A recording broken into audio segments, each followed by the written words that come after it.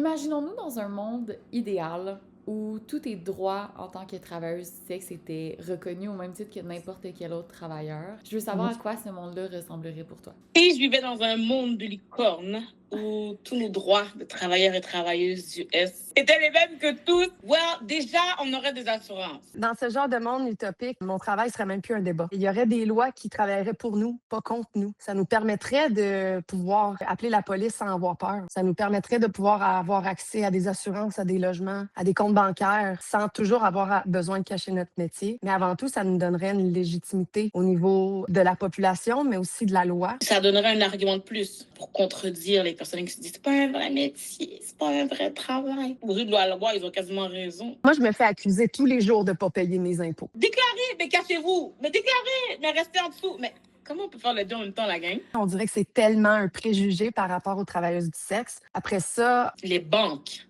vont pas supprimer ton compte pour le plaisir. dès qu'il y a des transactions soi-disant douteuses, on perd nos comptes de banque, on perd accès à notre argent, on peut plus payer notre loyer. Ensuite, juste avoir accès à la propriété, c'est incroyable. Moi, les passe-passe que j'ai eus pour avoir des logements dans ma vie, quand je fais un très bon salaire, quand j'ai un très bon crédit, quand j'ai des très bonnes références, c'est toujours au niveau du métier. Juste le fait d'avoir un gardien de sécurité, un garde du corps ou un chauffeur ou quelqu'un qui fait ta comptabilité, on n'a tout pas le droit d'avoir ça parce que ces personnes-là, comme ce seraient des third parties, des tierces parties, qui auraient du profit du travail du sexe de quelqu'un d'autre. Ça, c'est entre guillemets pour prévenir l'exploitation, mais ça nuit à toutes les travailleuses. On n'a pas moins besoin d'aide juste parce que c'est illégal. Donc maintenant, qui reste pour nous aider? Les vrais pimps! Et pour éviter l'exploitation, on se retrouve maintenant à être uniquement en contact avec ceux qui font l'exploitation. On pense à moi, on pense à Fugueuse. Il y a un méchant problème là. La réalité dans Fugueuse, c'est une vraie réalité. Elle est valide, elle mérite d'être entendue. Il faut qu'il y ait une nuance quelque part, parce que des Sonia comme moi, il y en a plein. Ben oui, ça peut faire ça, puis t'es pas une personne exploitée, puis t'es pas une personne folle, puis t'es pas une personne qui cherche la facilité. Je pense même que ça aiderait à la prévention dans le sens de gens qui sont pas supposés être là. Il y a des gens qui passent, que tout le monde n'arrête pas de dire que c'est donc facile. Ils disent, mais je vais essayer, c'est facile. Ils rentrent là-dedans, problème.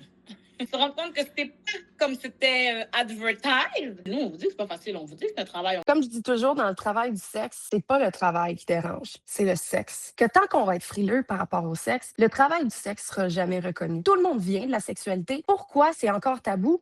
Ça me flabbergaste. Dans un monde utopique où le travail du sexe serait reconnu, si le gouvernement faisait juste dire c'est un métier comme les autres, les bons clients auraient moins peur et les mauvais clients auraient plus peur. Ceux qui veulent faire du mal au travail du sexe auraient vraiment moins de place à le faire. Donc, ça sauverait des vies, littéralement. Mon monde idéal, ce serait vraiment zéro discrimination de la part du gouvernement. Je sais que le reste de la société, ça va vous prendre du temps pour nous rattraper, la gang. Peut-être que ça va te faire une belle finition à ton vidéo, mais sex work is work. Et en 2026, il est vraiment temps qu'on s'en rende compte.